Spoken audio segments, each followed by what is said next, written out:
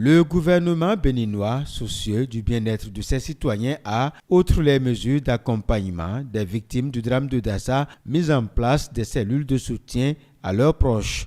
À Parakou, c'est au centre d'alphabétisation que l'équipe s'est installée depuis lundi jusqu'à ce mercredi 1er février. Cette cellule de crise était mise en place au fin d'assister les parents des victimes pour leur apporter les informations fiables et aussi de leur apporter un soutien psychologique. Sur place, des spécialistes y étaient, ceux-là qui comprennent mieux ce que vivent les proches et essayent de les apaiser, de les soulager par leur savoir-faire. Nous avons mis en place 2 groupes de psychologues et effectivement nous avons reçu une dizaine de familles et qui sont venus demander un peu soit la position de leurs parents et ceux qui sont hospitalisés, quelle était la prise en charge. Et ça nous a permis de découvrir un peu les autres problèmes des parents et leur apporter tout le soutien nécessaire. On note une tristesse chez ces parents, un état anxieux. Et la plupart de ces parents sont encore dans le déni du fait. Beaucoup de parents se disent, c'est pas évident que leurs parents soient décédés. C'est ce que nous appelons le déni. Mon parent ou mon frère, non, il ne peut pas mourir comme ça. C'est tellement que le feu l'a projeté et puis on ne l'a pas vu. Il y en a qui se culpabilisent parce que c'est tout un mélange. Il y a la culpabilité, il y a la colère envers tout le monde, envers la compagnie, envers soi-même. Et ce qui peut entraîner un état anxieux.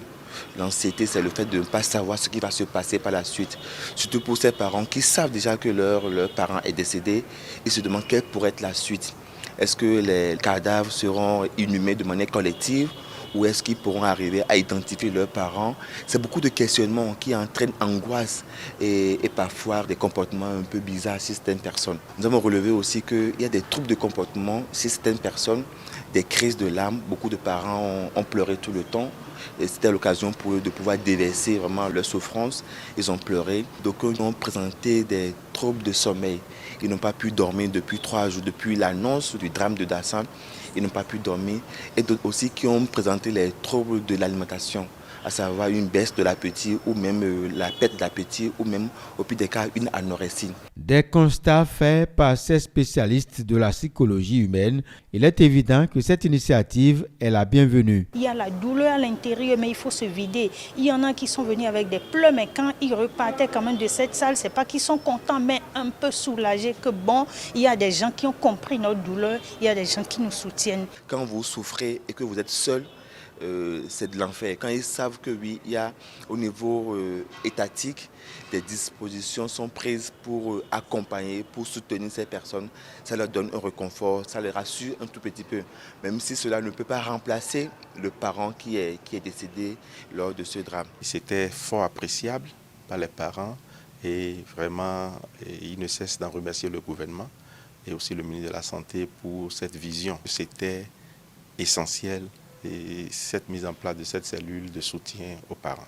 La direction départementale de la santé du Borgou s'est dite disposée à continuer le suivi et l'accompagnement des parents de victimes du drame de Dassa, conformément à l'orientation du gouvernement qui en fait une préoccupation majeure.